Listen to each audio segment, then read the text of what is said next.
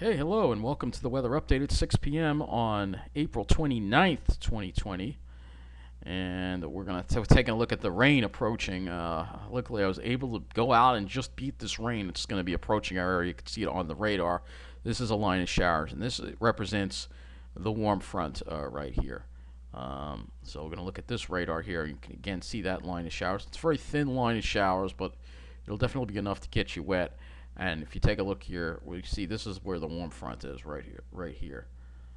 So we'll draw that right here on here. So your warm front is right here. Acting a little slow, but this is your warm front, and the warm air is coming in over here. So if we were to take a look at the temperatures, and we go to our weather and hazards map, you will see that behind that warm front it's a lot warmer, and you can see a whole lot of rain back here, a whole bunch right here. So this is a lot of heavy rain. Thunderstorms around Tennessee, Kentucky, since parts of Ohio, and you can actually see there's two pieces, and then there's another piece on the backside over here with some heavy rain over here, and some thunderstorms as well. So this is a pretty potent system, and a pretty it's going to give us a lot of rain, more or less. That's the deal. So let's go look at the weather and hazards here, and look at the weather and hazards map and see what's going to be happening, what's happening across the country. So you see the red flag warnings out west, some over here, and then we have flood advisories over here, and some flash flood warnings too. I believe these are flood in the green. Legend. Let's see. Yep. So in the green here, you got the flash flood warning. So a lot of rain falling across parts of the country, and we're going to be getting into that. So let's take a look, and you'll see. Oh yeah, warm front shows up very nicely on here. So you can see here, Long Island's in the 50s. It's a little warmer in Jersey. You can see. Look at Pennsylvania. They're in the 60s and near 70 in some areas around central Pennsylvania. So if we look at this observation around here, which is Big Knob. 71, dew point is 52, and this is where the front is, right here. You can see, look, 61 in Allentown, and then if you go just across into New Jersey in Teetertown, it's 50. So your warm front is right in here. This is where your warm front is. I don't know why that keeps. I don't know why it does that. I don't know why it does that. I clear it out, and it's but your warm front is right over here a little, really. So this is your warm front. This is your warm air coming in. Well, maybe a little more like this. But this is your warm air, and your cold air is still over here. You still have this low-level cold air over here, so that's what we're getting. And it's kind of raw out there with this southeast wind coming in off the water. And we got some wind gusts, too, 25 to 31 miles an hour. So with the wind, it feels pretty chilly out there. But the warm air is going to try to make an appearance in for tomorrow. And we're going to have to keep an eye on the thunderstorm activity and stuff like that. But right now, we've got this line of showers, again, on the radar. We'll take a look at it on the Mount Holly radar, which we have here. Here it is. So this is the line of showers. This is ahead of that warm front. Wow. That's really very well defined, I got to say. That is really well defined. I don't know why it keeps doing that, but you could clearly see the warm front right here. That is very well defined. That's one of the most well-defined warm fronts I've ever seen. That's pretty interesting. I gotta say, that is pretty interesting.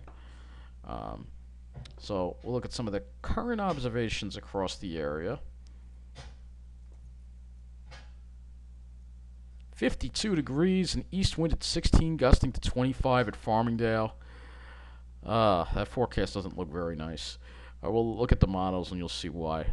So east wind at 16, gusting to 25 at Farmingdale. And then if we go to New Jersey, it's probably a lot warmer there. Let's take a look at Miller Air Park. No, 54, still kind of chilly. Southeast wind at 12. The warm front has not made it through there yet. But if we go over here, I think it's Pennsylvania, southeastern Pennsylvania, 59. No, still hasn't made it through there yet.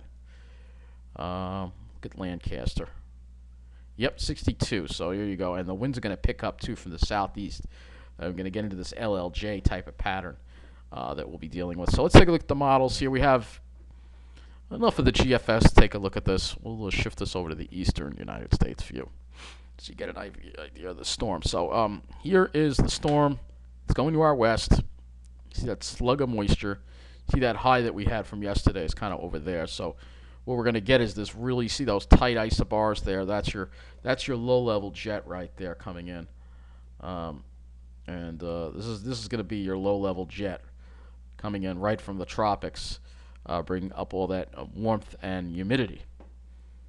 And the winds are going to pick up because you see those tight isobars there. Probably just scattered light rain, maybe a shower or two. The bulk of the rain doesn't seem to get in here until late tomorrow night with this very slow-moving cold front. And it's going to take its sweet time. And then you have a low that sort of cuts off.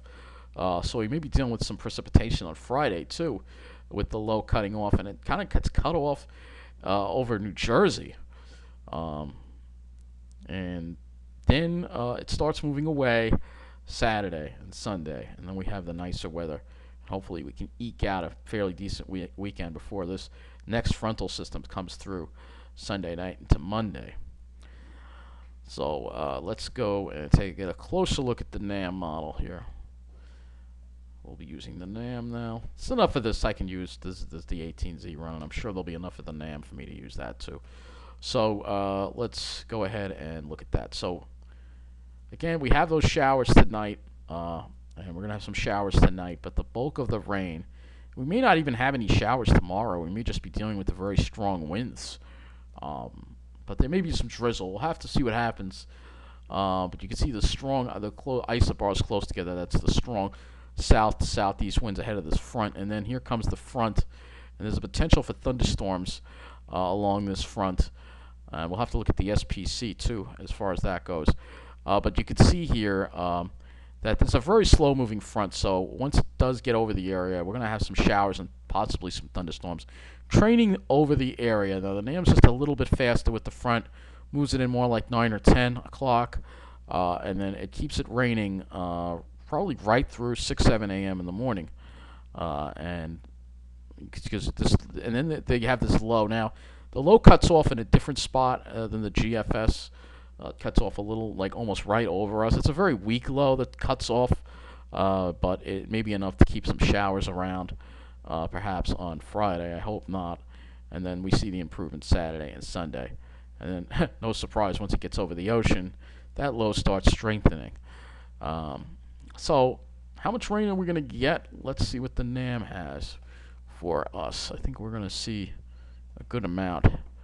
Yep, it has 2-inch amounts over Connecticut, but those could just as well be over Long Island. We'll see probably at least an inch of rain tomorrow. From this. We'll look at the GFS and see how that does. GFS is much drier. I don't know if I'm buying the GFS. We'll also take a look at the rapid update model, the HRRR, which doesn't really go far enough out to really give us a good idea. It's not going to go far enough out. It's not. It only goes up to 14th Thursday. I can't use that. Let's go look at the RGM model. So it goes out a little further. So you can clearly see where the front is. So for some reason it does have the storms dying out. But we'll still see close to an inch of rain, but the heavier rain will be to our west. And if we go put this in its radar simulation, you'll see here, yeah, it has a lot off to the west. And then it kind of falls apart. I'm not know if I'm necessarily.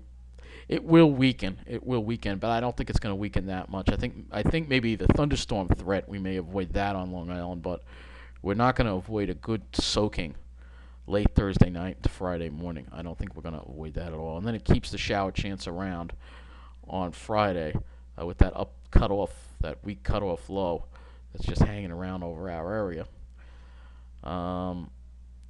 So we'll have to see what happens with this. Let's go to the clouds now, because the clouds will actually give us some idea of what's happening as well. So obviously, we're in the clouds tomorrow. However, it's trying to break some sun on the eastern part of Long Island, perhaps.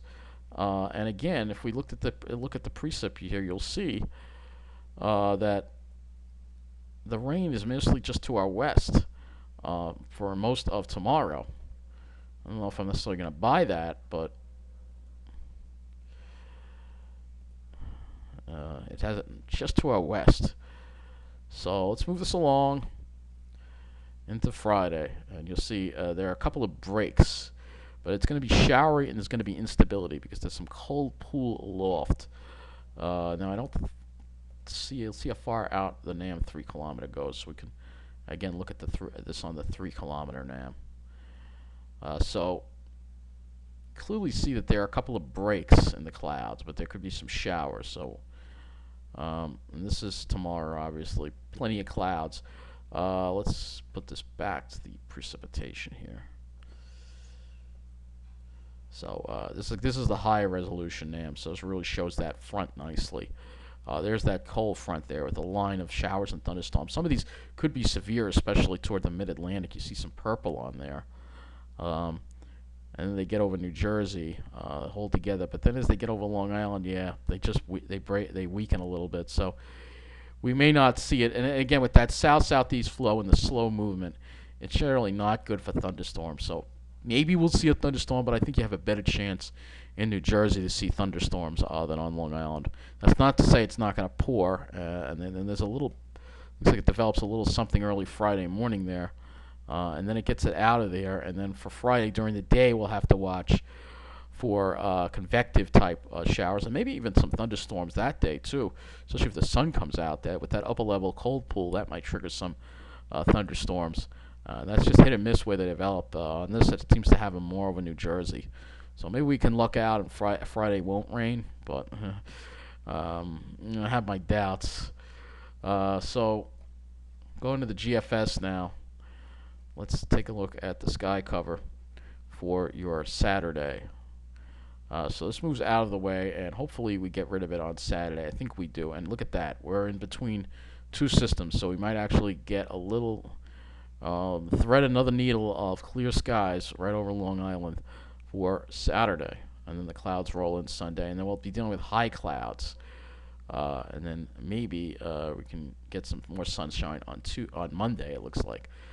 So let's take a look at the temperatures and see our temperatures up, because it's kind of chilly out there right now. But with that warm front coming through, it's going to warm up. So here we go. Look at tomorrow. Oh, this is, whoops.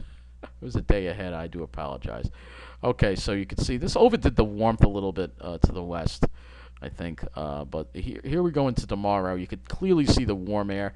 The warm front may have a little trouble getting through Long Island. It might get hung up because of the marine influence. You can see it's kind of got a little backdoor cold air damming situation in place.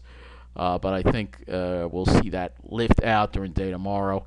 And we'll probably get into the there will be a sea breeze, so it'll keep the temperatures down, probably into the upper 50s. But Jersey is probably going to go well into the 60s. And then as we go into for your Friday, sea is developing a lot of warmth. It's indicating breaks in the sky. But because of the cold pool off, this warmth could generate instability with that low sitting right over us. And that could be some thunderstorms that day. For Saturday, we really warm up nicely, up the upper 60s to near 70, perhaps on Long Island, probably 70, and into the 70s on Jersey. And then looking ahead at Sunday, it's actually a little cooler because of the clouds. Sunday is probably not going to be as nice because of the clouds. It'll probably keep the temperatures down a little bit, probably into the low 60s. And then as we go into Monday, we see that recovery again with the temperatures into the 60s and maybe 70 degrees. And then Tuesday, we cool off again. I'll go beyond. I can't really go beyond that because all I have as out is to 144 hours on the 18Z GFS. I'd have to look at an older model. Let's go ahead and look at the dew points because we're going to have some humidity around. And it's going to hang around for a while. So you can see there's that warm front, makes it through, and our dew points rise into the 50s. Late tomorrow, we have those dew points rising.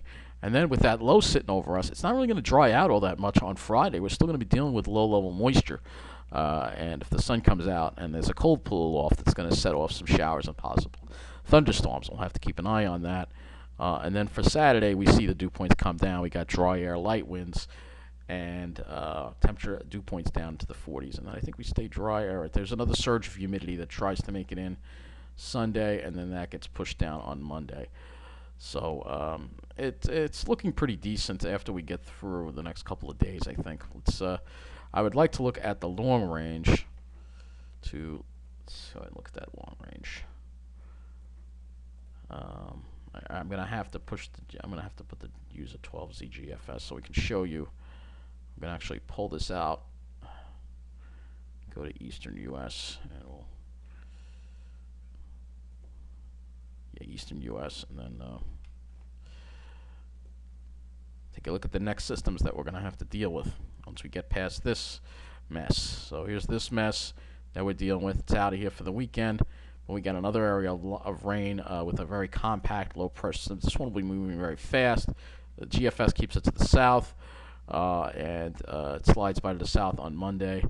And then it looks like we stay dry until maybe Wednesday, but it definitely looking a lot better by next week. So a lot drier, a few systems here and there, but not like what we've been dealing with the day rain every other day. It's a big improvement. So let's go to windy.com and let's go and look at some of the wind speeds that we might be getting. This is again uses the euro, so she'll show you the speeds that we might be getting tomorrow with this LLJ. So you clearly see the LLJ. It shows up really nice right over here. Winds gusting up to close 50 over Pennsylvania. Long Island will have wind gusts. So even if it doesn't rain, it's going to be really windy tomorrow. Winds gusting into the 40s. And again, there's that LLJ you can clearly see, but look at how slow it's moving. So here we are at 10 p.m. Now we're dealing with the LLJ tomorrow night. LLJ meaning low-level jet, and low-level jet of air that's coming up from the tropics. And again, you see those. But here's that. You can clearly see where that front is. So this is 2 a.m.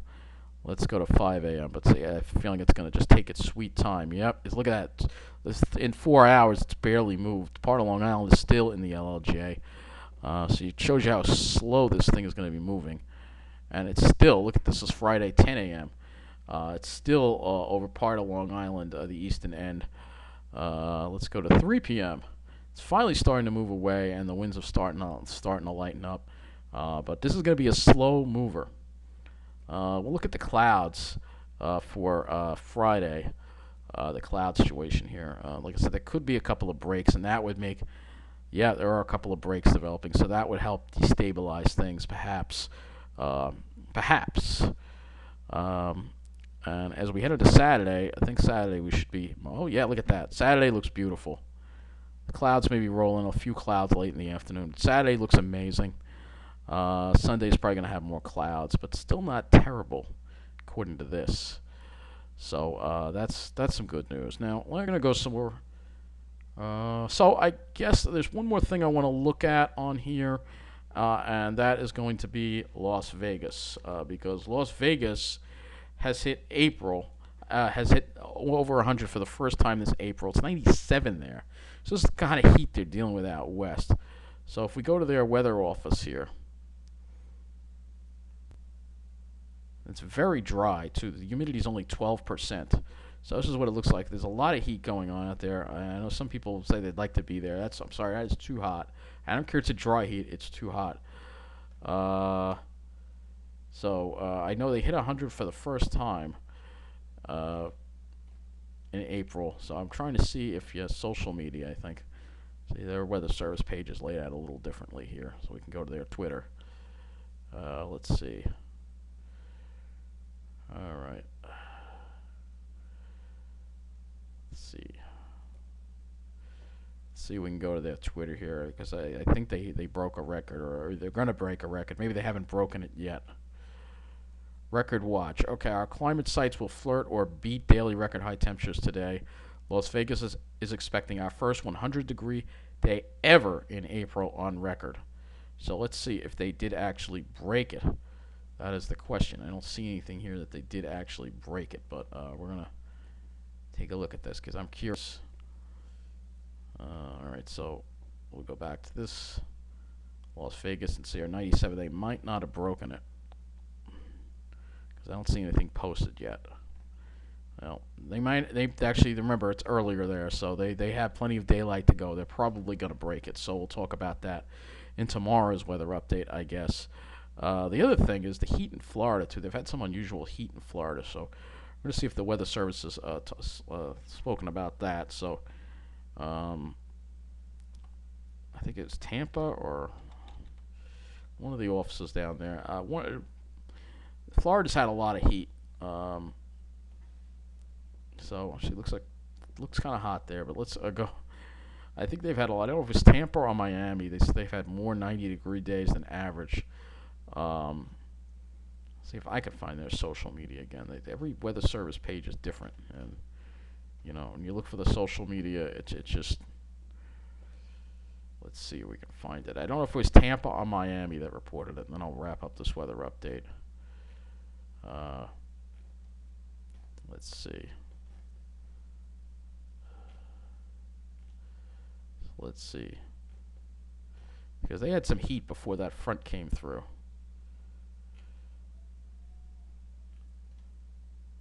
So they've gotten a lot of rain too, it says here. Alright, I know there was a number. I guess maybe it was Miami, not so much Tampa. It was probably Miami, so go look at Miami instead.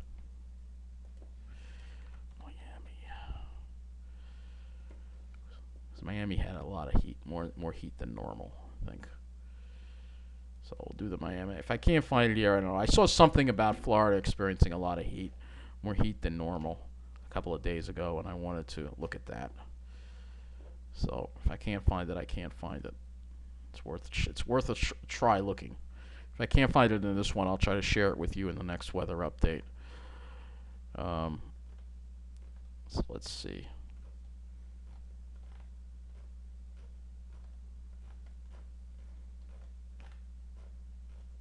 A lot of severe thunderstorms. That was with that front that came through the other day. I don't see anything about it. All right, I'll look at one more thing and that'll be it. I know I'm wasting your time, and I'm sorry. Heat.